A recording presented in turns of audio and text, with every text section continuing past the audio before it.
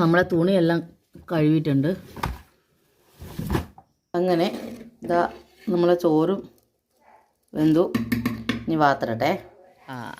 ഇനി നമ്മൾ പോകുന്നത് ആലങ്കോട് നമ്മളെ ഹണിയുടെയും പപ്പിക്കും കൂടെയുള്ള ചിക്കൻ്റെ വേസ്റ്റ് എടുക്കാനായിട്ട്. വേസ്റ്റ് എന്ന് പറയുമ്പോഴത്തേക്ക് മറ്റേ ഷവായി ഇല്ലേ, ഷവായിയുടെ വേസ്റ്റ് ഉണ്ടല്ലോ, അത് ചിറവും കഴുത്തും അങ്ങനെ അത് എടുക്കാൻ സെൻട്രൽ ഹോട്ടലിലാണ് നമ്മൾ ഏർപ്പാടാക്കിയിരിക്കുന്നത്.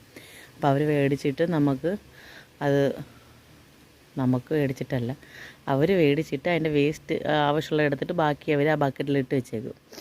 എന്നിട്ട് അത് പോയി എടുത്തുകൊണ്ട് വന്ന് ക്ലീൻ ചെയ്തിട്ടാണ് അവർക്ക് കൊടുക്കുന്നത്. അപ്പം ഞാനത് എടുക്കാനായിട്ട് പോവുകയാണ്. അച്ഛൻ രാവിലെ ബക്കറ്റ് അവിടെ കൊണ്ടുവച്ച് ഇനി ഞാൻ എൻ്റെ രഥത്തിൽ എടുക്കാൻ പോകുന്നു.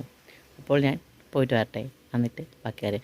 പിന്നെ പോകുന്ന വഴിക്ക് എനിക്ക് വർക്ക്ഷോപ്പിലൊന്ന് കയറണം. വർക്ക്ഷോപ്പിൽ നമ്മൾ ഈ വണ്ടിയുടെ പെട്രോളിൻ്റെ ഇതില്ലേ, ഇത് നമ്മളൊരു ആലങ്കോട് എണ്ണ അടിക്കാൻ കയറിയപ്പോഴത്തേക്ക് ആ ആൾ വെച്ചിട്ട് അടയ്ക്കാൻ നേരത്ത് പിടിച്ച് വെച്ചൊരു ഒറ്റ ഇടി. ആ ഇടിയിൽ അതിൻ്റെ ആ ക്ലിപ്പ് തകർന്നു പോയി. അങ്ങനെ ഇനിയിപ്പോൾ ആ പോകുന്ന വഴിക്ക് ഇനി വർക്ക്ഷോപ്പിൽ കയറണം, വർക്ക്ഷോപ്പിൽ കാണിക്കണം, അതൊന്ന് ശരിയാക്കണം. അപ്പോൾ പോയാലോ? ഓക്കെ.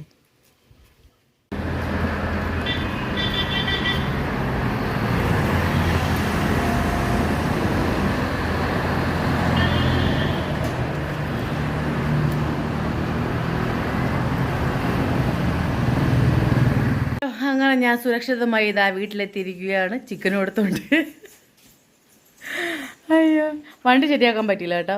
വണ്ടി അത് ഫുള്ള് സെറ്റോടെ മാറിയാലേ പറ്റൂ. അതുമല്ല ഈ കമ്പനി കിട്ടുമെന്ന് പോലും അറിയാൻ വയ്യാതെ. എന്തുമായിരുന്നാലും പോട്ടെ.